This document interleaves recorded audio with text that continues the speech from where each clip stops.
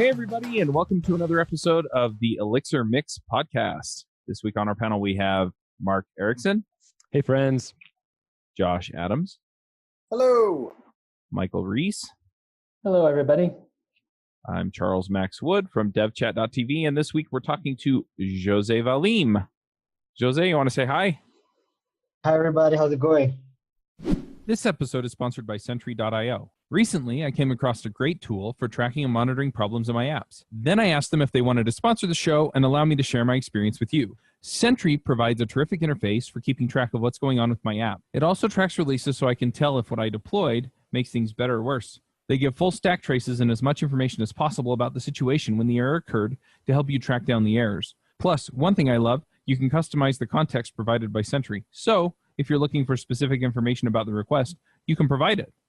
It automatically scrubs passwords and secure information, and you can customize the scrubbing as well. Finally, it has a user feedback system built in that you can use to get information from your users. Oh, and I also love that they support open source to the point where they actually open sourced Sentry if you want to self-host it. Use the code devchat at Sentry.io to get 2 months free on Sentry's small plan. That's code devchat at Sentry.io. So if people don't know who you are, how do you usually introduce yourself? Well, in this context, I would say, hi, I'm José Valim, creator of Elixir, but that's not how I introduce myself to random people in the elevator, right? But yeah. Oh, I could totally see you at the grocery store. Hi, I'm Jose. I made Elixir. Yeah, and then I hand out stickers. Oh, man, I need to get stickers. Yeah, I'll just head out to, you're in Portugal, right? I'll just head out over there and, yeah. Oh, no, you said you were in Poland right now. Poland, yeah, Krakow, Poland. Yeah, so come find me in the grocery store, usually 8, 9 a.m., and then I'll have my stickers ready. All right. I'll come cyberstalk you, find out where you live. Now that that's gotten all creepy, you want to talk to us about Elixir? I'm a little curious just to get started. I mean, I know you from the Ruby community, a lot of the things that you did there, Plataforma Tech, Devise, some of the things there. So was Ruby just not good enough for you? I mean, why go build Elixir? All right. So it actually, so as you said, I was a member of the Rails team, and I did a bunch of open source contributions for Plataforma Tech. Which is still active in the Ruby community, but very active in the Elixir community as well. And at the time, and you probably heard this, at the time what was happening is that we started hearing about multi-core, right? So as part of the Rails team, for example, I would hear a lot from people, well, I want to deploy, I'm deploying like Rails on a machine with like 4 cores, and it's just using 1 core, it's not efficient, or it would start like multiple processes, and then the memory usage would spike. So I started hearing a lot about that. In here. I still mostly do Ruby, and yeah, I've heard of multi-core. Right. So, yeah, but this is like, at the time, like 2008, 2009 was when kind of everything started. We had like a Google Summer of Code for like making Rails thread safe.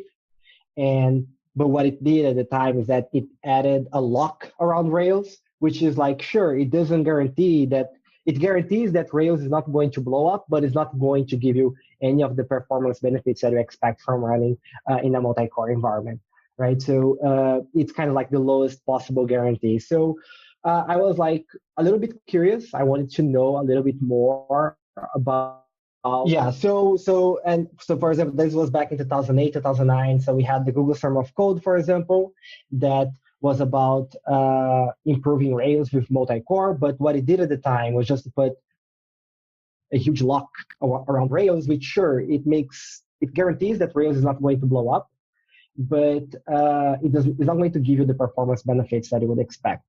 So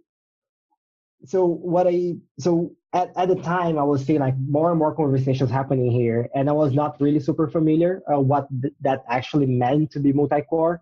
So I do not have like a computer science background, right? So I was like, whoa, let me see what this actually means, and I wanted Ruby to, if this is the future, and back at the time we were already hearing like this is going to be the future. There were important papers being published saying that the most famous one is the free lunch is over, right? That says that programmers, they were very lucky because for the last like 3 decades, computers, they got magically faster, twice faster every 2 years. And it is a very good position for an engineer to be, which because it meant that if you did no work at all, everything would get twice faster, right? Like imagine that.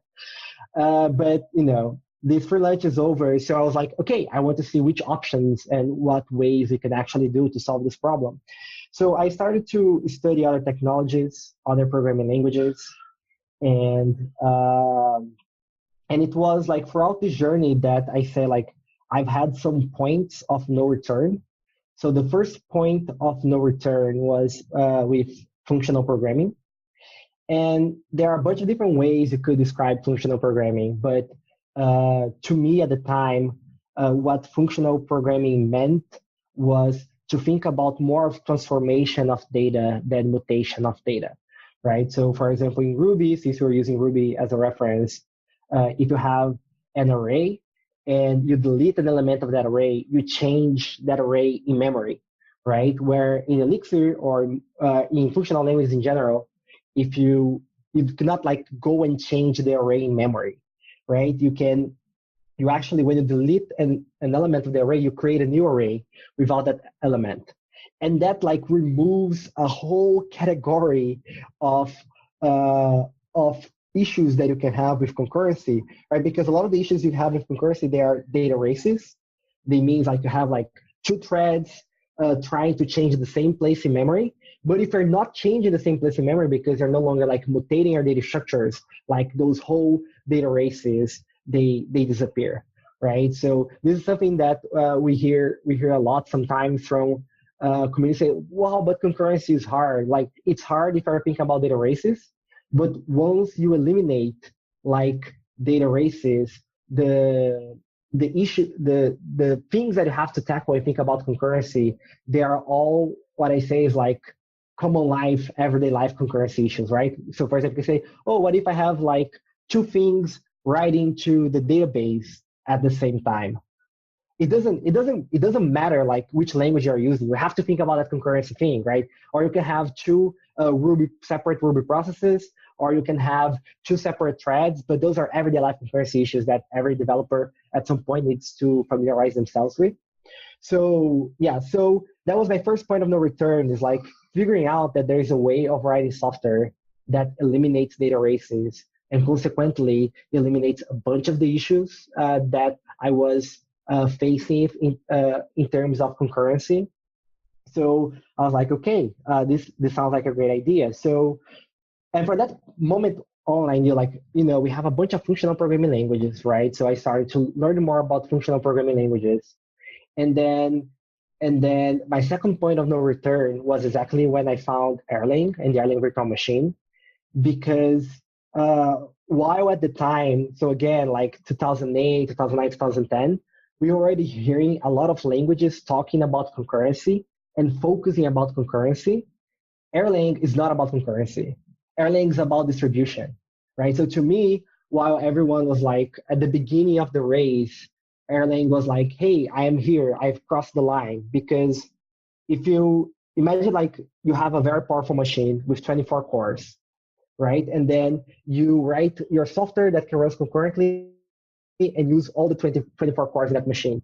And that machine is no longer enough. What is the next step, right? You have to make it distributed. You have to put more machines into the problem, right? And we as like back-end engineers, we are not deploying things with only one machine, right? We're starting with more than one machine for fault tolerance, resilience, robustness principles from the beginning. So I was like, well, everybody is thinking about concurrency. Erlang is really attacking distribution. And the nice thing is that the same abstraction that we use for concurrency is the same for distribution.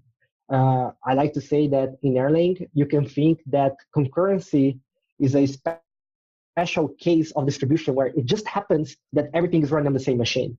And that's a very interesting way to think about the problem. And I think it really shows how good the abstractions that Erlang have are, how good those abstractions are in the foundation, because you have something that is very simple and encapsulates the concurrency, encapsulates distribution. It also encapsulates fault tolerance. So yeah, so that was kind of like why, it's not about like you said like, is Ruby not good enough? To me, it's not that. It's just this journey that I have been on, and at some points I was like, this is really what I want for myself, and I think I'm going to be more productive. I'm going to be a better software developer if I leverage those tools. I'm curious. You mentioned some of the things that happened in the Rails team that kind of led you to some of those questions. Was there anything in your work as a consultant, or products, or maybe side projects you were working on that pushed you towards wanting to solve those problems?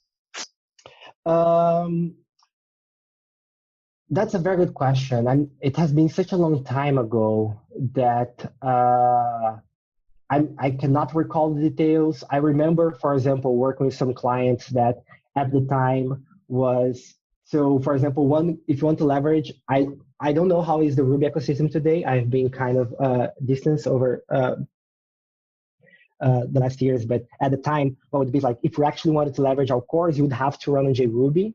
So we had some clients, for example, like experimenting with JRuby or running JRuby, and sometimes there would be like bugs that would only happen when they did a new deployment during spike times, right?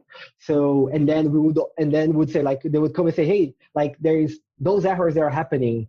And then since I was already in the Rails core team, somebody would come to me like, those errors are happening. What do we do about this?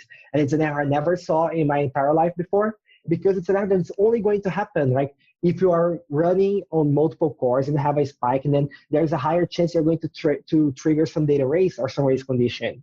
And so those things, it's like, from the maintenance perspective of a project, like you don't want to be, you don't want to be racing those, like finding those bugs forever. Like, it's just like, you want to be sure that you're going to solve that problem, you're going to solve it well, and it's guaranteed that you're not going to have bugs again. And I'm speaking like generally, right? Like just whatever software I write, that's what I want, right? I want to make sure that the solution is proper. So the whole reasoning, like how is this bug happening, and how can we fix it, and how can I guarantee that this bug is not going to come back again? Those were all things that made me push to find better tools and better abstractions to solve those problems. That's really interesting. And we've heard Matt's, I'm pretty heavily involved in the Ruby community as well. Matt's has been talking a lot about, concurrency in Ruby 3 or Ruby 4. But it seems like that whatever we're going to get, they're still not quite sure what it looks like. So guilds or isolates. Yeah. So one thing that I'm curious about then is, as you made this journey and you realize, okay, I want this level of distribution or concurrency, whatever you want to call it. Do you start essentially then writing a better Erlang, or do you wind up writing a better Ruby with functional stuff in it? Does that make sense? One of the ways I think I would ask the question is, so you found Erlang along in this journey. Why not just use Erlang? Like, what made you think I want to do what he said. Yeah, so somebody had a very good image from this. I laughed a lot.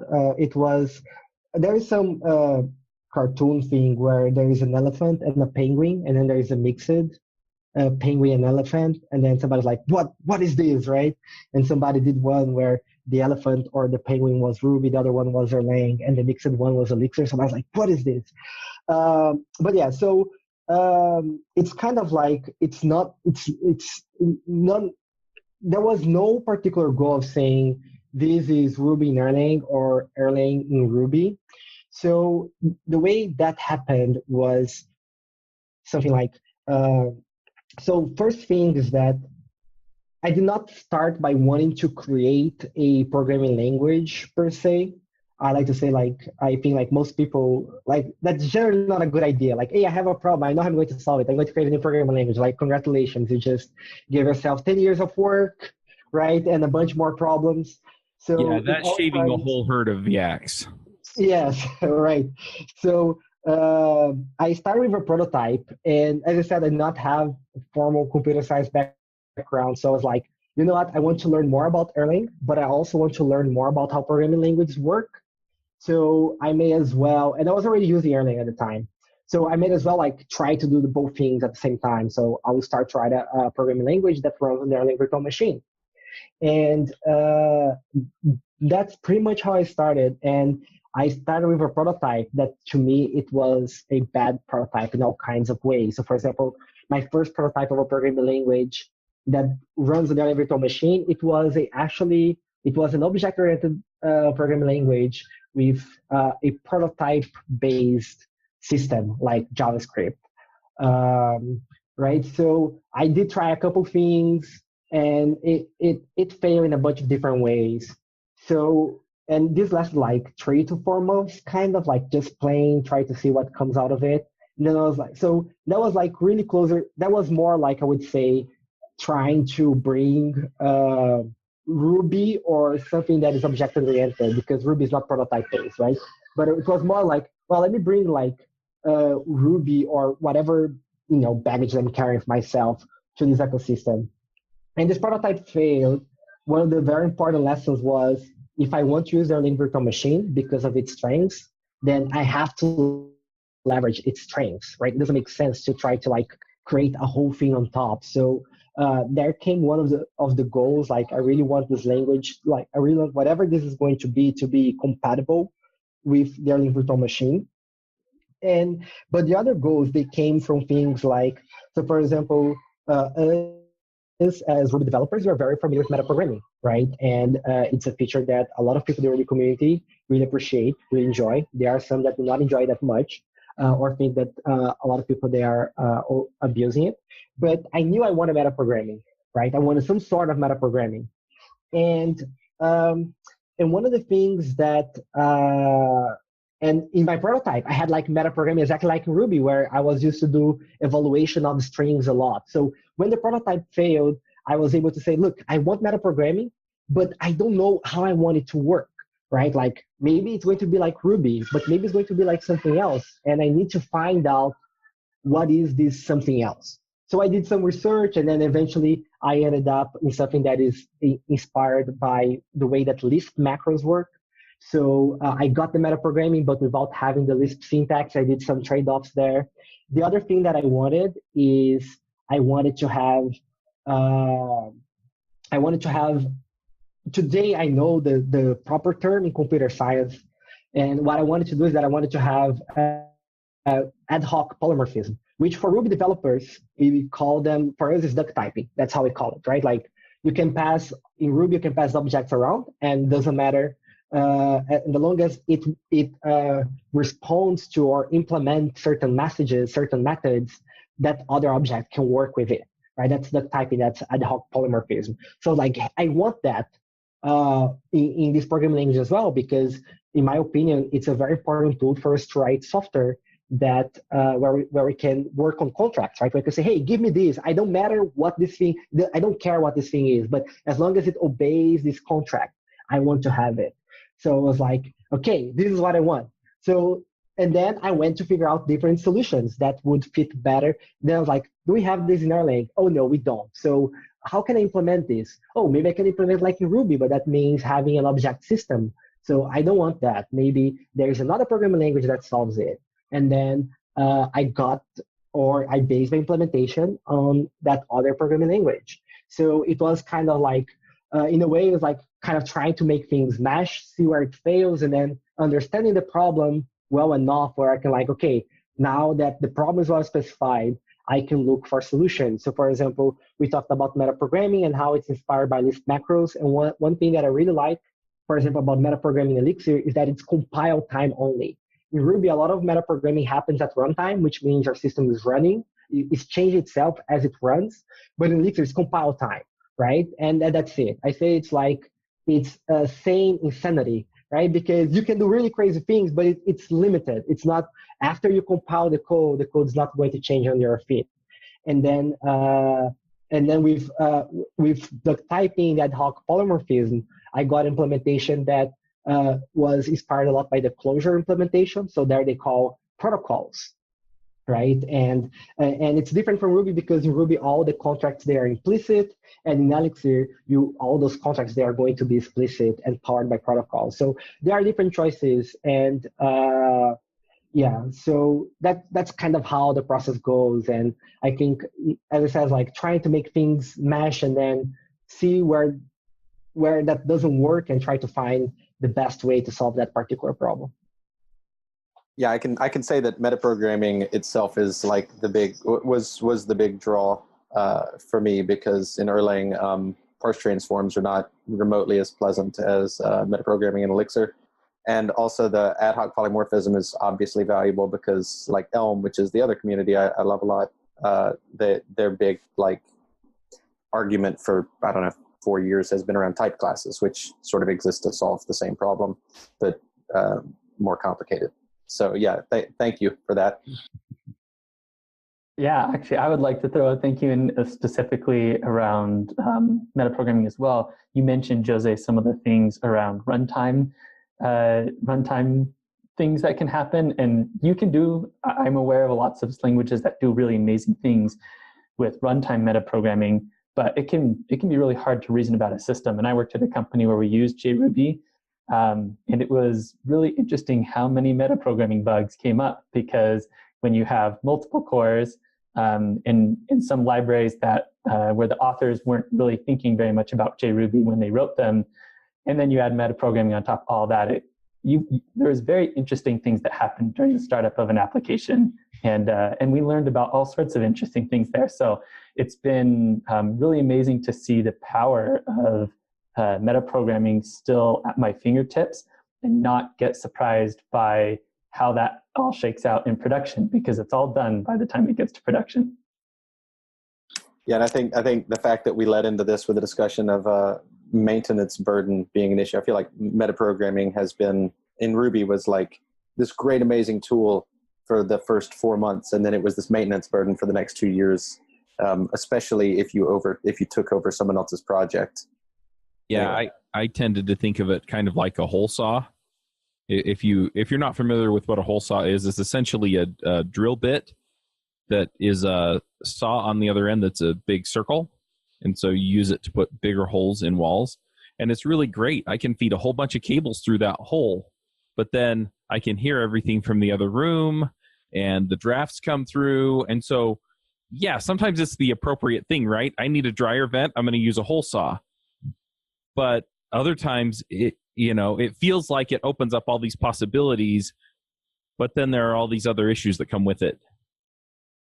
One of the things I wanted to kind of move into is, it's like, as you've kind of walked us through this progression where you've been creating Elixir and going through multiple iterations of this process, and this years long journey, like as you released it and started to get traction and people were talking about it, started becoming something popular, or just at least getting mind share, like what was that like at that time to experience that? Oh, yeah. So one of the things that, so after I built a prototype, just to give a little bit more of context. So I did a prototype, then it failed. Then I did a bunch of research, and I had this idea like of how I wanted the programming language to look like. I went to my partners at Plataforma Tech, and I say, hey, can I work can I invest part of my time in the company on this? And they said yes. I did the whole presentation. We explored a bunch of different ideas and why it should matter. But I knew a couple of things. I know that I was on a time. I don't know like how much. They didn't say like you have 3 years, right? Nobody said that. But I knew that at some point I have to just say, look, like this, I should find something else, right? Like this is not going to work. So nobody gave me a time, right? And so like you have to finish around this. But I knew that at some point it would have to work by some definition of work that nobody told me what that would be, but I knew there was something. So one of the things that I did is that I tried to be very I don't know how to say this, but I try to not have any expectation and put myself like fairly neutral from the process. Like, because I know it could fail and I did not want it to be a big disappointment to myself, I was like, I don't want to get like that involved, that attached to it in terms of success or failure. And also because I would like to think that my decisions, they're not going to be based around the success or failure of the language, right? Like, so I kept like, yeah, so I had expectation that it can fail, it can succeed, and I'm not going to be motivated by that. I also kind of like want to think that I did not want to have the success or failure of the language change my design decisions. If, I want to do what I think it's correct or what is the best solution to the problem. So that's a very that's a very long answer to say that, of course, I got excited, I got happy, but I kind of like prepared myself to amortize whatever was going to come. So to kind of balance things out. But definitely, as I could see like more companies, people writing books, and people decided to invest in the community, that was really rewarding to see. And I was thinking mostly not in personal terms, but just in the sense that, like, hey, this may actually work out, like, or more like, hey, like if a bus run over me, there is like, this is not dying with myself, right? Like maybe there is somebody else that is going to take over it and it can continue on its own. That's awesome. It's been like what, 11 years now since you kind of began this process?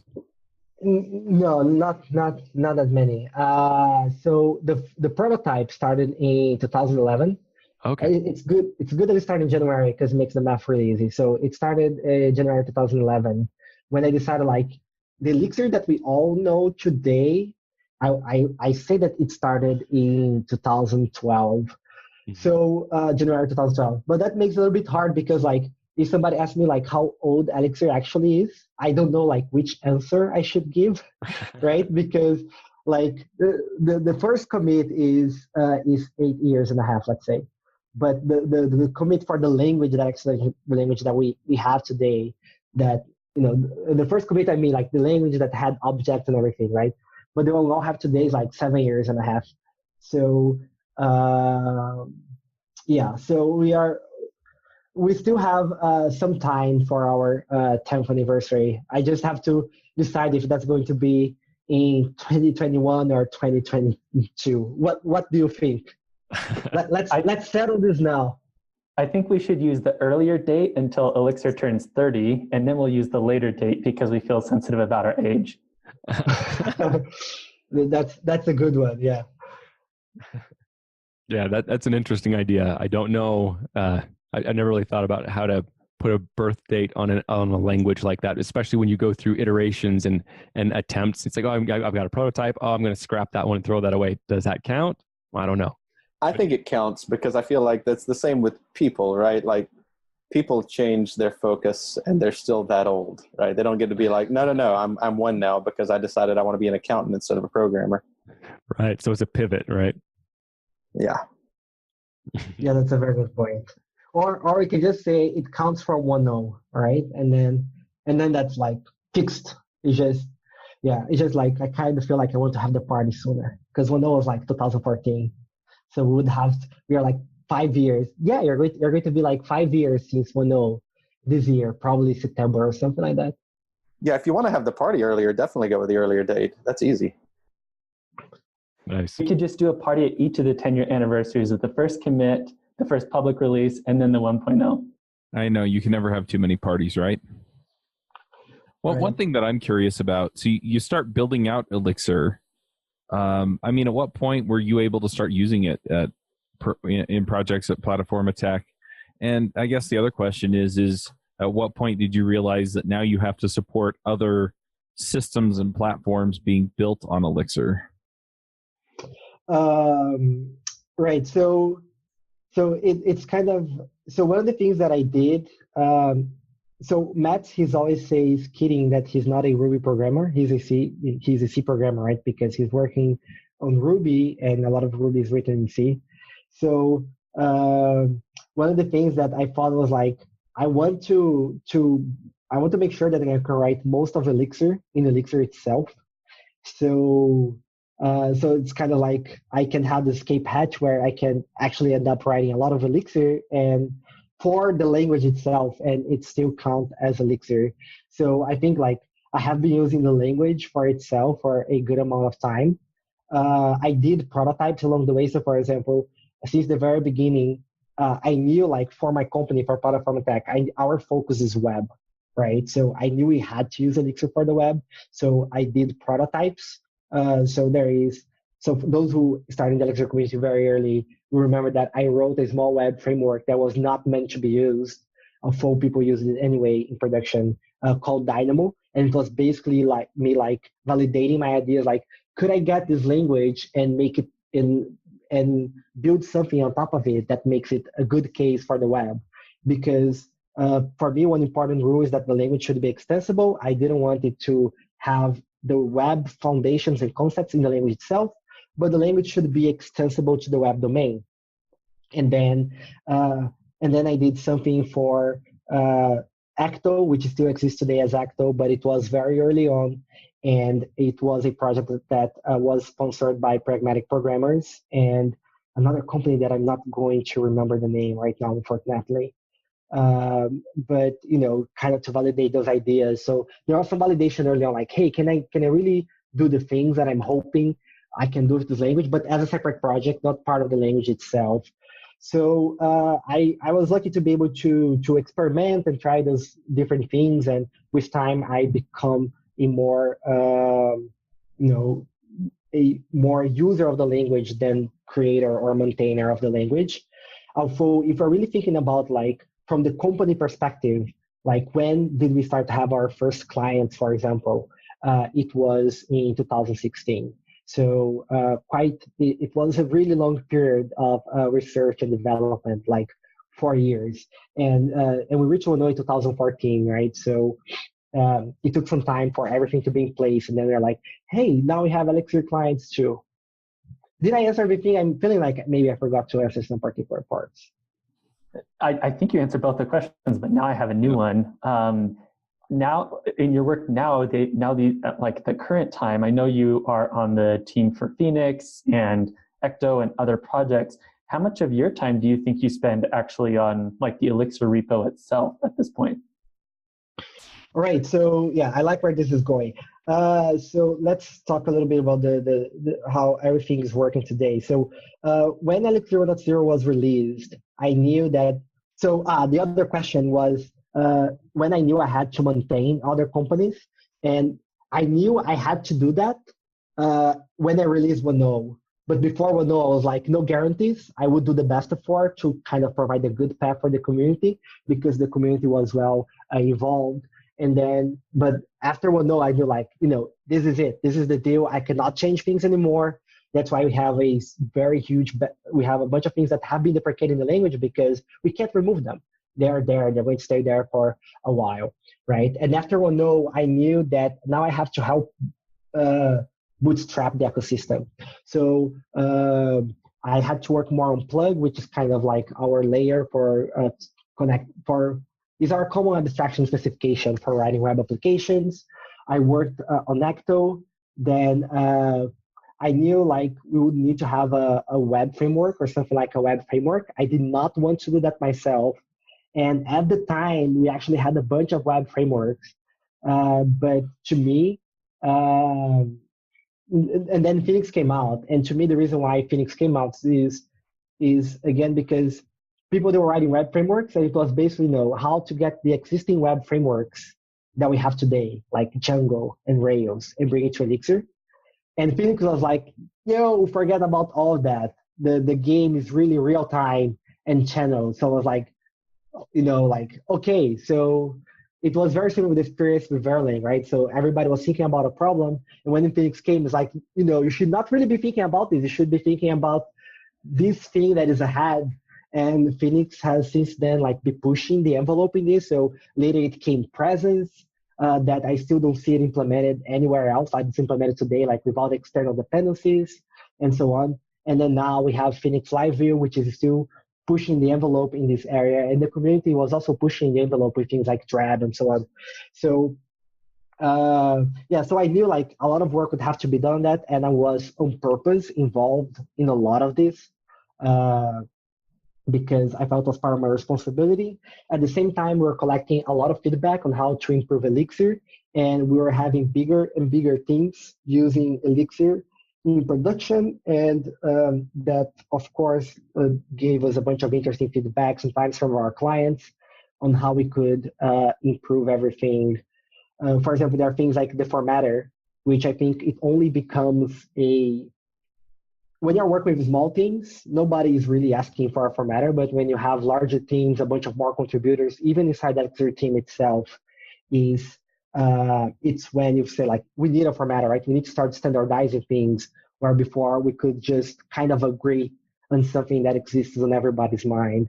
So there was a lot of language development, and my plans, and 2019, so this happened all this time. Like I think the ecosystem really progressed, really evolved, and people were able to bring Elixir for domains that I know nothing about, and I am super, super proud, super happy about it. I think like, so you asked like, how are you getting involved? Like, how did you react when other people started using it? For me, the best part was really when I saw things like Cynic, Nerves, Membrane that I know nothing about, and people they are doing amazing things with it. So that's the part that really amazed me. So I feel so when I started 2019, I had 3 goals in mind. So this year, right? So my goals for this year is last year at the Elixir Conf keynote, I said like I feel like Elixir is getting really close from feature complete. And the only thing that is missing is releases. We want to have releases as part of core. And for those who are not familiar, releases is a way where you can package your Elixir project with all the applications, dependencies, the Erlang VM into a directory or a file and push it to production. So I wanted to have it releasing Elixir is the last feature for Elixir. And it doesn't mean that we'll stop working Elixir. It just means that we'll continue maintaining the language. We'll continue doing improvements. Release there is still going to come twice per year, every 6 months. But we are not really planning big changes, right? So that was my goal for 2019. I want to ship releases. It's almost ready. I actually hope I can finish the work this week. Like 60-70% of it is already merged into master. I just need to finish some features around it. The other thing that I want to finish is instrumentation. So a lot of companies, they've come and said, we have a bunch of data in the VM, and we need to have better ways of getting this data out. So we have been working with the help of Erlang Solutions on a package called Telemetry, which is about an API for getting events out of your system.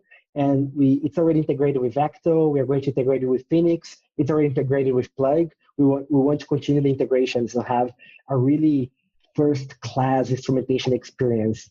So, for example, I want it to be really easy for you to say measure this, and now push it to like stats-D, right? So I said what?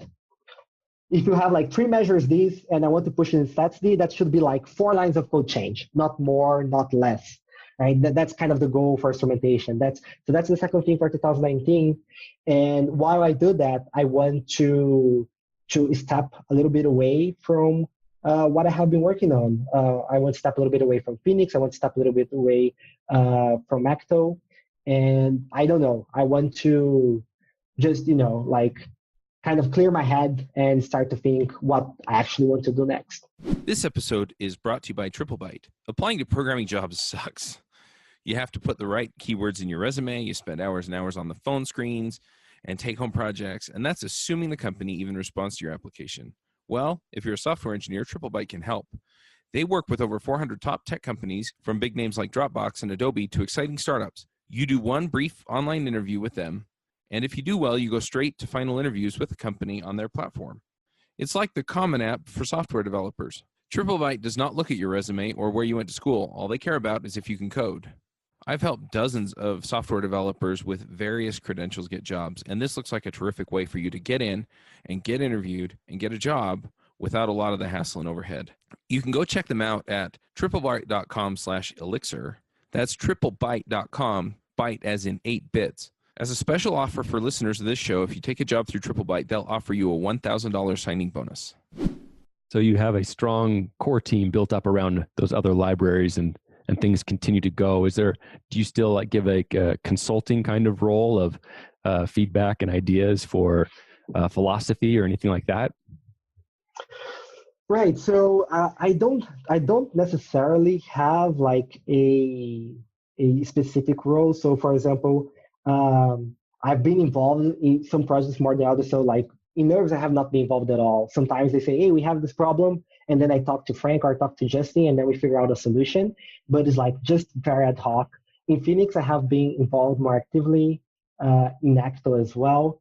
But there is nothing. And each project, it's kind of like they have their life in their own, and I'm, and it's just going to continue its life, whatever it is. So, Phoenix has its own team with Jason and Gary and Chris, of course, who is the creator, and they're going to continue doing their work. With Acto, we did something different where we said, Acto now is actually in maintenance mode. So the API is stable. We are not adding or not removing anything. It is what it is.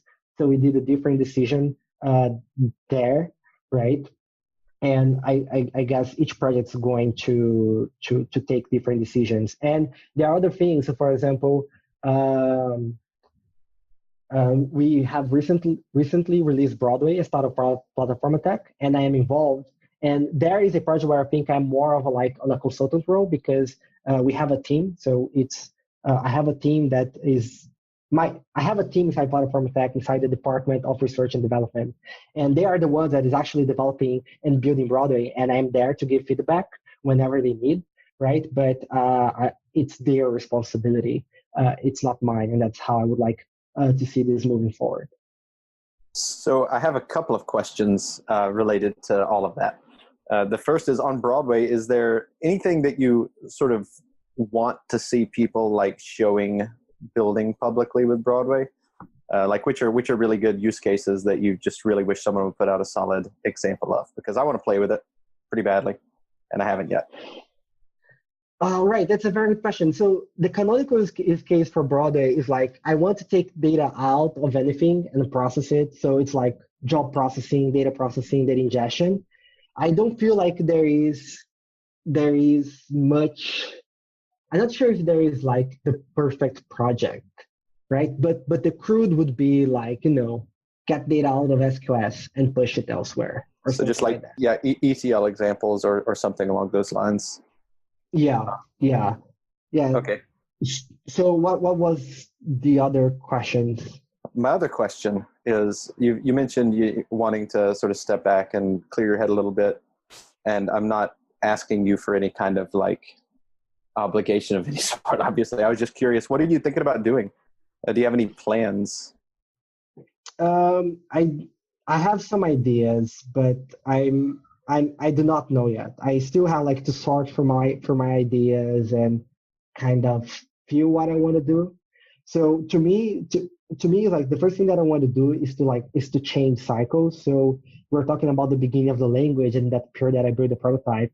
It was a moment where I was actively consuming rather than producing, and I have not done that for a good chunk of time. So I did from time to time. So when we started Acto, I researched a lot on domain-driven design and how other languages they solve the problem that Acto solves.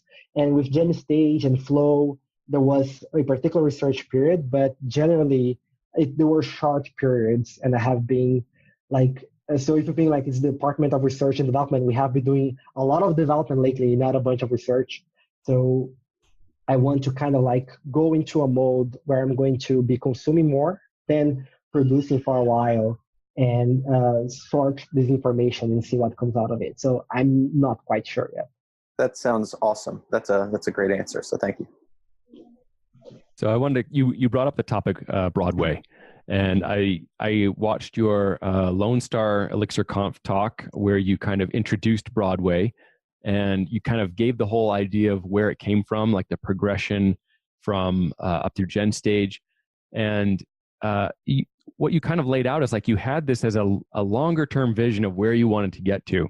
And then like, okay, now here it is, it works. And I'm just curious, are there any other long term vision ideas that you have that we might be, like might intimate or kind of indicate it's something about the future? It's like, oh, like, because it's like, it feels like you've been playing the long game, right? It's like you want to be able to solve these kinds of problems. So you create a language and then you create all these other things. And then Broadway is a piece of that. It just feels like there's a longer arc going here. And I'm just wondering if you want to speak to that at all. Yeah, but I think that is worth noting because it's like all this is in hindsight, right? It's just like, it's a long journey, but it's like when you look back, right? Like at the beginning, like for everything. So for those who did not watch the talk, I talk about like how I wanted to have very good abstractions to work with collections. And we start with eager, and then we went to lazy, and then we wanted to make things concurrent, and we wanted to make things distributed. And that's all I had. That was pretty much it at the beginning. I did not know much more of what would happen, where it would go. And we went step by step. So going from eager to lazy, and that means the enum and stream modules that we have in the Elixir standard library. That was a step that we did very early on. But going from lazy to concurrent took a lot of time. It took literally years. So and then the next step, and that was when we launched GenStage and Flow, and they were really focused on the concurrent side of things. And I think they are great projects. And we decided to, at that moment, we could say, can we try to give the next step, which is to have really good distributed data processing tools by default in Elixir. And what I mean about the data processing in the sense is so today you can have distributed data processing in Elixir. You just need to put things in a queue, RabbitMQ, Amazon SQS, and then you start multiple nodes, and sure, you have distributed data processing, right? But what I mean distributing this case is we will do everything for you. We do not need a separate queue. We are going to aggregate data across nodes for you. That's kind of the thought. So when we were first to do this step, have everything concurrent and now we have to make distributed, we're like, oh, wow, this is this is a very long and hard step. If concurrency took 2 years, this may as well take 5, right? So we decided to not do that and just wait and see how people are using GenStage and Flow, how they are exchanging data, how they are consuming data from other services.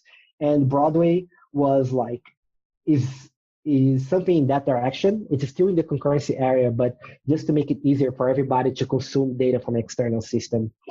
And yeah, right. So for example, if you're talking about the grand arc of things, we still have to distribute it. If somebody wants to solve that, please go ahead. I think I've settled myself, for example, on the concurrency story, but it doesn't stop others from trying to explore it and see what those solutions would look like. But yeah, to answer your question more generally, I'm not sure if there are other grand arcs or nothing that I want to see, nothing that I can see right now, right? Maybe in a couple of years, or maybe next year, right? Because it's 2020, good year to see things in hindsight. But yeah, not at the moment, I think. Awesome. Well, we do have a question from a Twitter follower who asked, is there anything that you regret about Elixir? Oh, I should take notes. There may be I think regret is a very strong word, and maybe there is something that I maybe should have done different. But this is always hard. So at the beginning of the language, every time somebody asked me a question, I would kind of zone out for 30 minutes, kind of revisiting all the decisions I did in the language. And it's kind of, I feel it's kind of a Jenga game. You cannot say, oh, I would change just this one thing, because you change that one thing and it cascades to a bunch of other places and it ends up affecting everything. So I don't want to say there aren't any. I'm sure there are, but I wouldn't also say it's a regret. Maybe one or other thing I would have done differently if I could go back in time. But so I have to try really hard to not go back and zone out, and you're just going to hear me in 30 minutes. So yeah, let's stop right here. Yep. Well, there's one other, we kind of talked about how your involvement in the Ruby community and coming up through, your journey, your personal journey, kind of coming from Ruby and into kind of Erlang and functional programming. I'm just wondering, we've talked about Mats, who is the creator of Ruby. And there's this principle that was talked about a lot about in the Ruby community called Minneswan, which is Mats is nice, so we are nice. And it was just kind of this idea that Mats was kind of considered this spokesperson, if you will, like for the language. And I think you fill that role right now for Elixir. And I've just noticed that the Elixir community is very open. It's very inclusive. It's very friendly. I just wonder how much of a conscious effort you've made to kind of create that culture.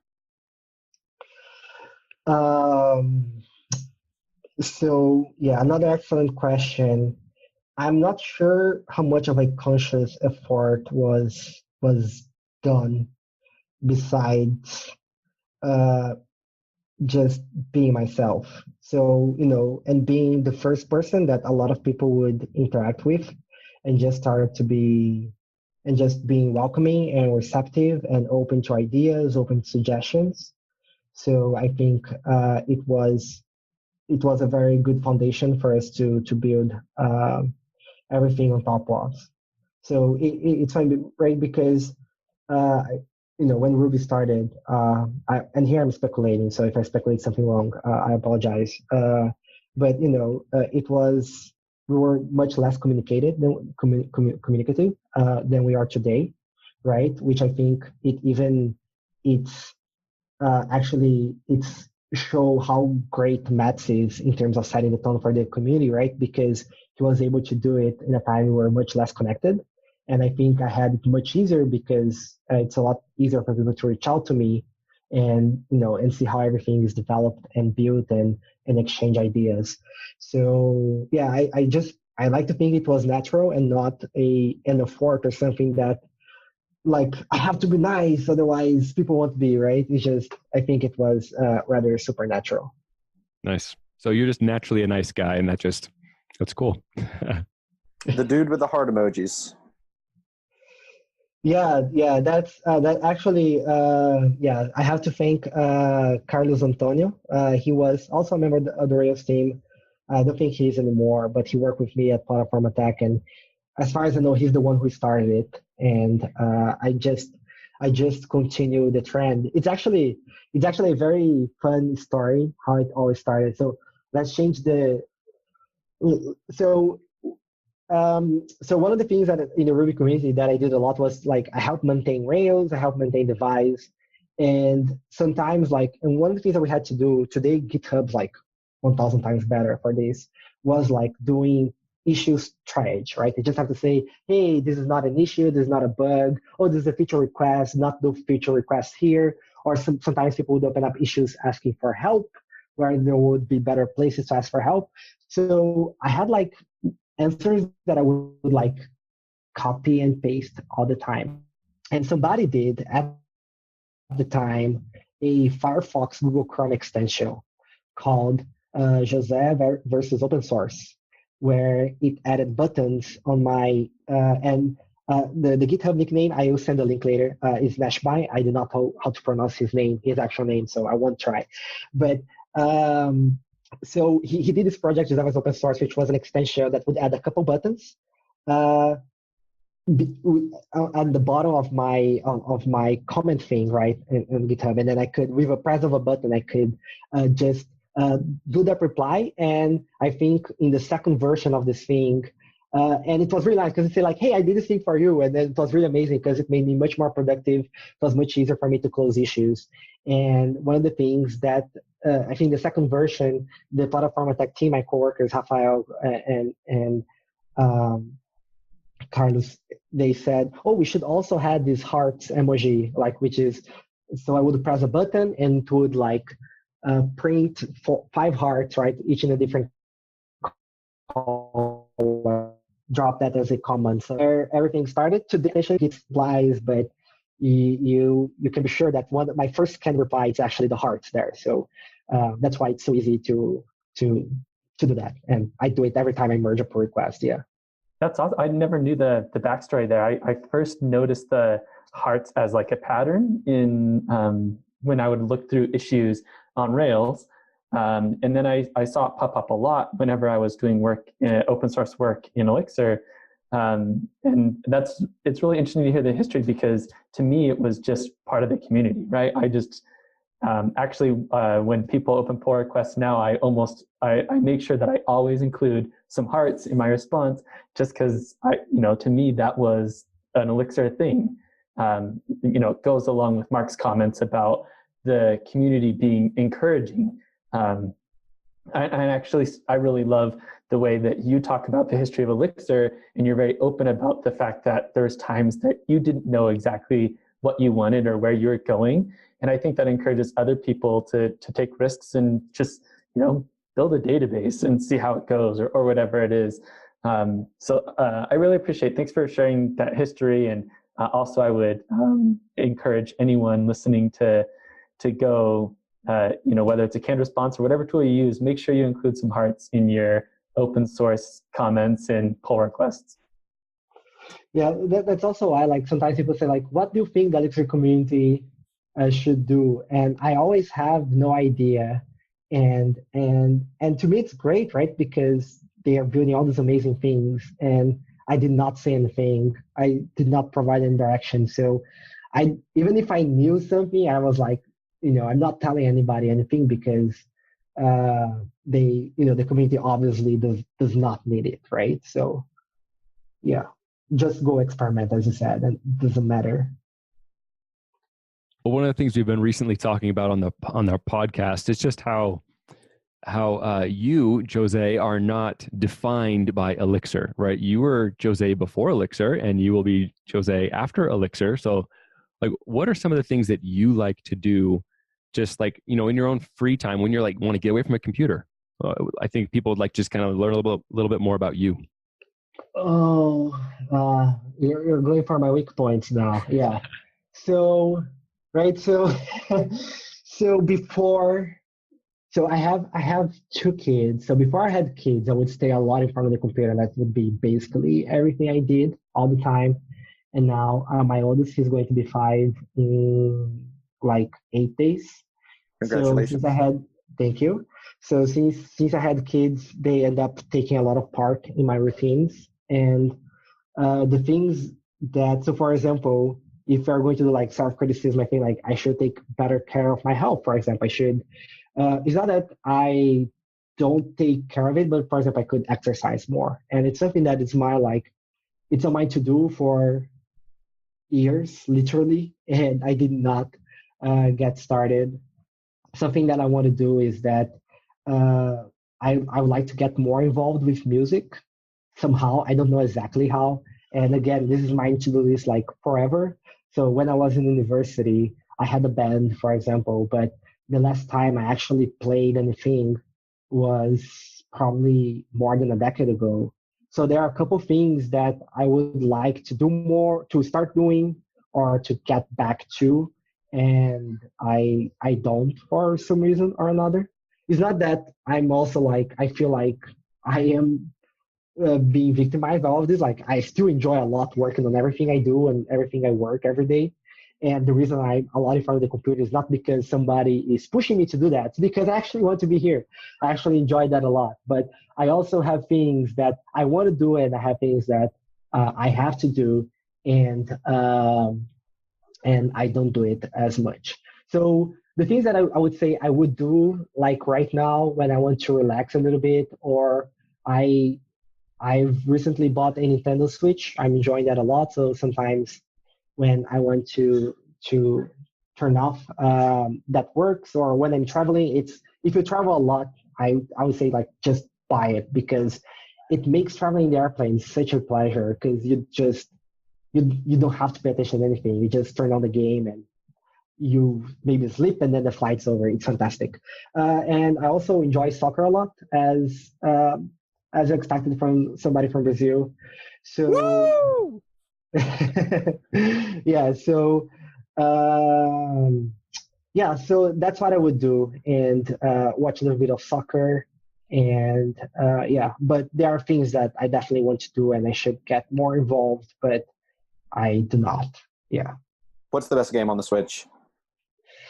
Zelda. And if you don't agree, I'm turning off.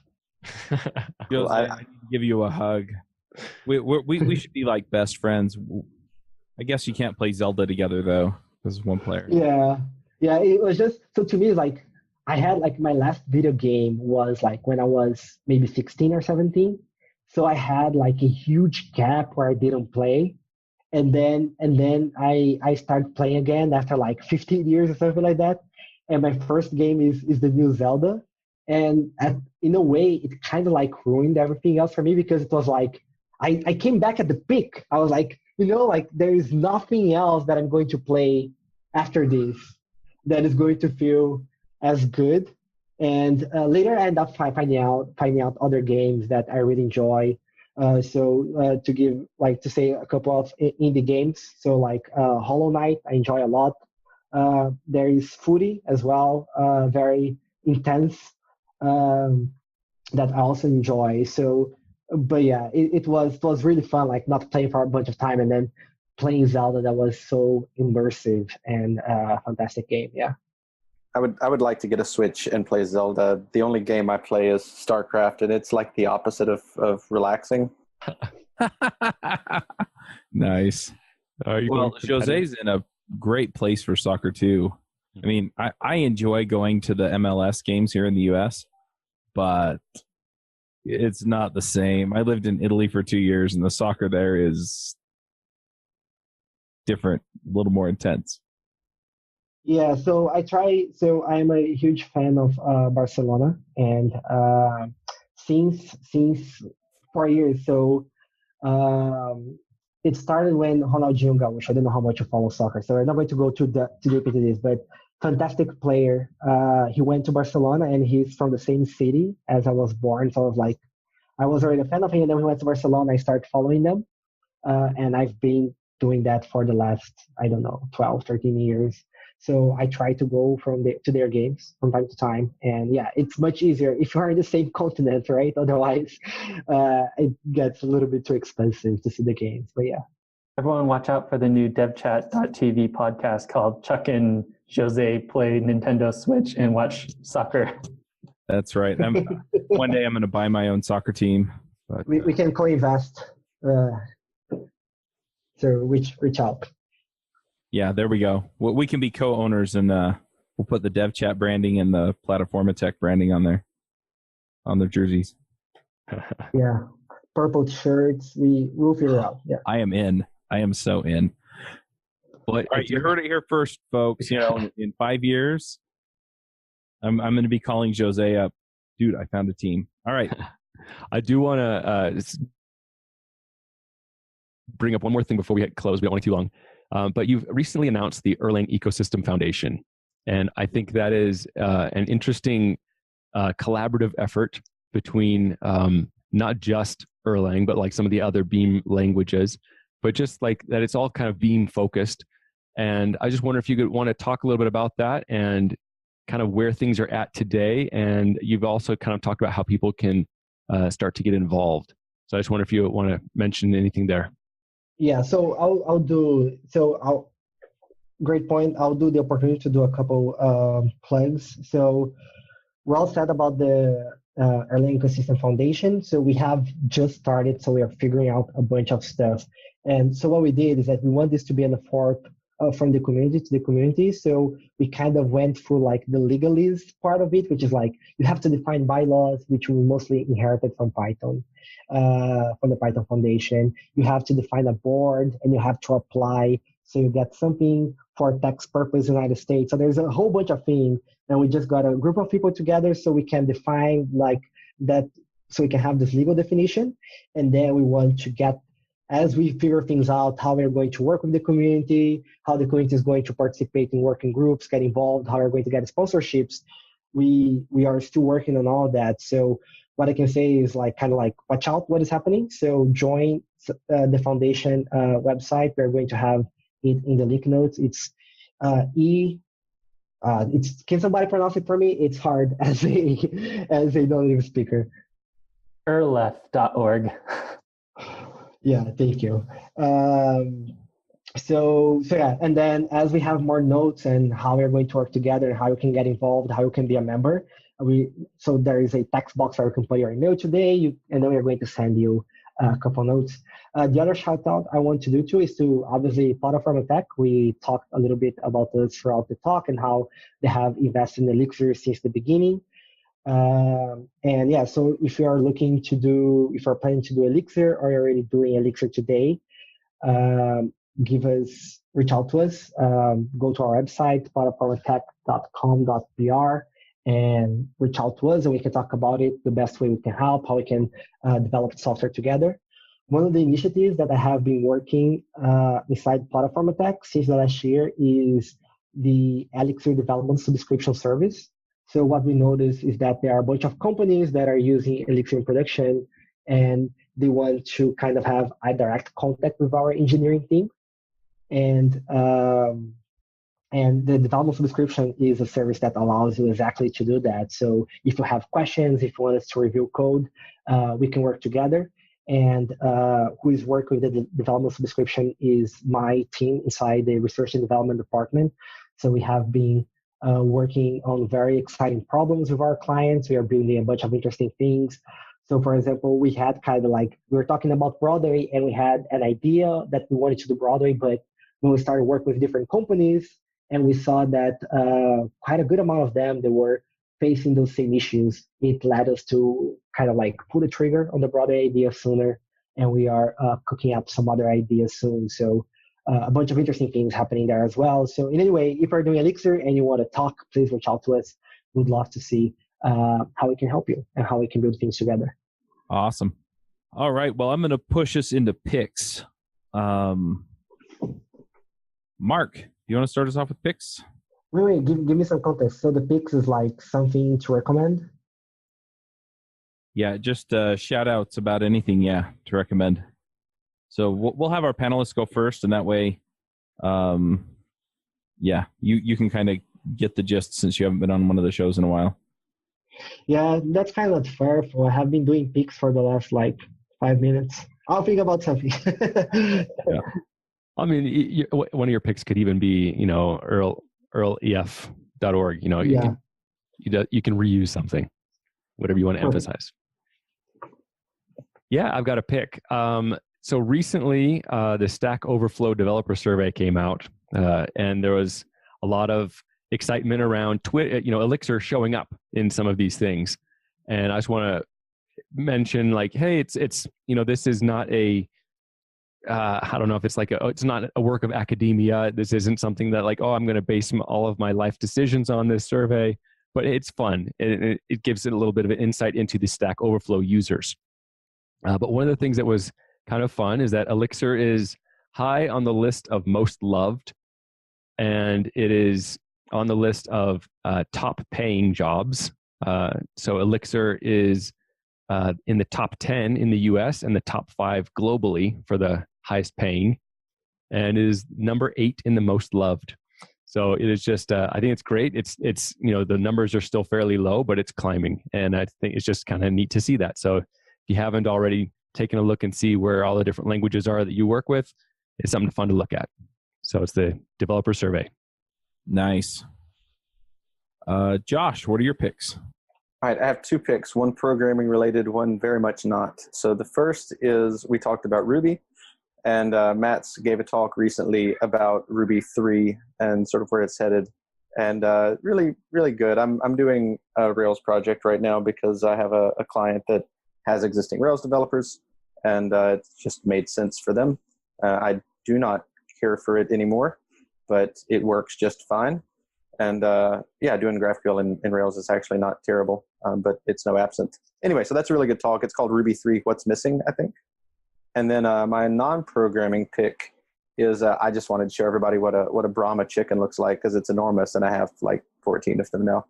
It's like the world's biggest chicken. It's huge, and it's a ridiculous thing, and you didn't expect that link. Nice. Yeah, we're working on scheduling an episode of Ruby Rogues to talk about the Ruby 3 talk, and yeah, I was actually there when he gave the talk, which was awesome. But it's really good. I love his talks and the little rabbit presentation software. Yeah. I don't know why I find that. I think I just find it so appealing because I've seen him give talks for so long, and he's just used it for forever. Yeah, I was super sick, but I wasn't going to miss it, so I went. But yeah, it was terrific. And if you're wondering what's going on with Ruby, that's a great place to kind of get a feel for where things are going. So, Michael, what are your picks? All right, I got 2 picks this week. So first one, I'm going to take a wild guess and say probably someone on the show has picked it before. I want to pick Lance Halverson's book, Functional Web Development with Elixir, OTP, and Phoenix. So this book I thought was really amazing at helping me to have a lot of practice, like very practical ways of practicing the art of transforming data. And as Jose talked about earlier in the episode, this is one of those things that, at least for me, it took a little bit longer to really get into, to naturally find myself reaching for this as a first-class tool. And every time I have gotten better at it, it has paid dividends in my code in terms of maintainability, testability, all of those things. So I highly recommend this book. It's just a great way to kind of get your hands around that topic. And then my second pick is very much not programming related, but I have a deep, abiding love for bossa nova, it's a subset of jazz. It comes from Brazil, and there's this really great group that exists. They're kind of a set of high school age kids, and they have this great jazz leader that has been putting together groups and just doing amazing performances. The first time I saw some of their YouTube videos, I just about lost it, thinking about the fact that I will never be as cool as any of these people throughout the entirety of my life. And how are they already so amazing at this? So if you're into jazz, it's worth a listen, and I'll drop a link to one of my favorites there. Awesome. I'm going to jump in here with a few picks. So the first one is, I ran across this really interesting article that has nothing to do with programming or anything. But some scientists managed to 3D print a human heart. It was tiny. It wasn't, something that you could actually put in somebody and do a transplant with. But as a proof of concept, it's really, really cool. And I just keep seeing these leaps forward in science and technology. And anyway, I'm just kind of flabbergasted at, where are we going to be in another few years, right? I mean, assuming they can get something like that to actually come together and work, I mean, that would just be incredible. So anyway, I put a link to the article that I found it on in the chat. One other pick that I have is PodWrench, and this is a tool that I've been working on for the last year and a half. I kind of hit some slowdowns with it just because last year was horrible. And if you've listened to the shows for a while, you kind of get just what went down. But anyway, it was just plain horrible last year. And so I hit some slowdowns, but I'm picking up speed. And yeah, I'm hoping to have a solid beta out this summer. So if you are looking at starting a podcast, I would dearly love to talk to you. If you are running a podcast and you've kind of cobbled together solutions out of like Trello and duct tape, reach out to me as well. I have systems that the hosts use, and we kind of have it pretty seamless. These guys can attest to the fact that mostly they just prep and show up. But at the same time, on the back end, it's not as clean, and so I'm working on a new system for that. And so yeah, I'm working on PodWrench, and I should have things to the point where you can actually beta test it here within the next few weeks. So if you go to podwrench.com, you should be able to sign up. We're recording this on April 16th, and yeah, probably within a week, I should have things actually workable enough to where you could manage a show in it, but it also manages sponsorships and guests and planning and all that stuff. And then the last thing that I'm going to pick is people keep tweeting at me or sending me emails and telling me about other products that are coming out that are very much like PodWrench. And that pisses me off and gets my fire going. So keep doing it because I'm just like, man, I got to beat out all these people. And it's not so much that I hate them or that I'm uber competitive, but I really feel like I'm building a tool that's not like anything else out there. There are some things that have a lot of the same, at least macro level features, manage ads, manage guests. But I've done this and I have a dozen shows that I've kind of guinea pigged it on. And, they're going to be my first unwitting beta testers over the next few weeks. So anyway, just keep feeding the fire. And I'm really looking forward to it. I guess lastly, I'm looking at sponsoring Podcast Movement. That's going to be out in Orlando in mid-August. So if you are interested in podcasting, it's a terrific conference. And I would love to meet you. If you get a ticket, you can come walk through the expo floor. And I should be there somewhere. So anyway, super looking forward to that. So yeah, those are my picks. And I'm still fired up because people keep sending me that stuff. So keep sending it. I really do love it. Jose, what are your picks? So I have a pick which is going to be, the talk is not out yet. It's a talk that Chris McCord gave at Elixir Conference EU 2019 about Phoenix Liveview. So maybe by the time the episode is out, the talk is going to be available. If not, hopefully soon. And I'll just tell a little bit about it and try to kind of like tie up the conversation we started with. So Liveview is a way where you can build rich and interactive user interfaces that run on the browser, but without having to write JavaScript. The smallest elevator pitch is like React on the server. It does not do it justice, but I think it's close enough as a conceptual model. And the talk's super interesting.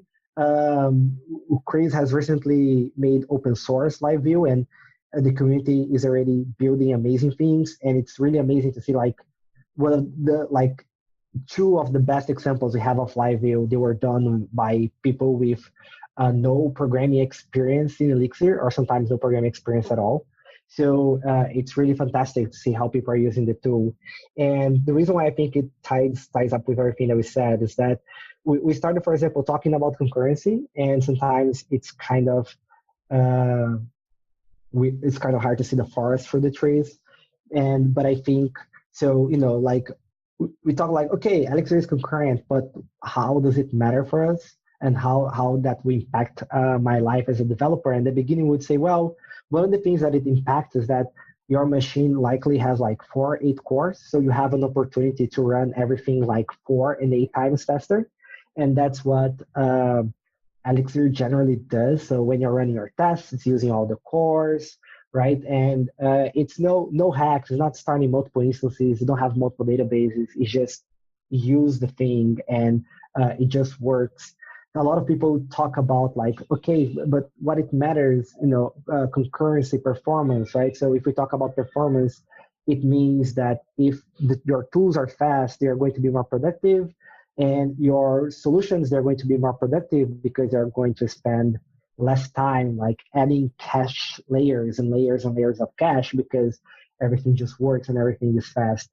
And I think what I really like about Liveview, and this is the work that Phoenix has been doing as well, is that by having those abstractions, by having performance, by having concurrency, by having distribution, I think Phoenix is really being capable of innovating and bringing like solutions that did not exist before and models that did not exist before, that is going to really increase our productivity and make us more productive and as developers in general, right? So I think that was kind of like the last tick we had to do. We're able to convince a lot of people that, yeah, it's going to be faster to developer, is going to be more productive and this.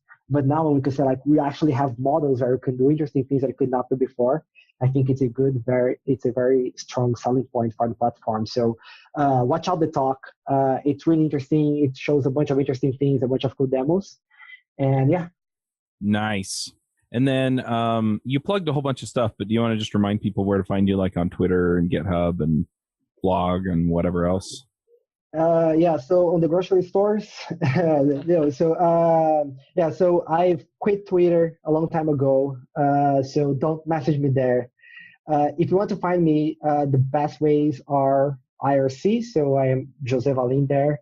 I am on the Elixir channel, or on GitHub. Yeah, those are the two main ways. Awesome. All right, well, thanks for coming, José. Right. It was a pleasure being here. I'm sure I had a lot of fun, a lot of great questions, and really nice catching up. Yeah, I'm glad I parked myself on the front row when you were doing the Erlang Ecosystem Foundation thing and poked you when you sat down next to me so we could get you on the show. Yeah, that was great. All right, folks. Well, we'll go ahead and wrap this up, and we will be back next week. Bandwidth for this segment is provided by CacheFly, the world's fastest CDN. Deliver your content fast with CacheFly. Visit CacheFly.com to learn more.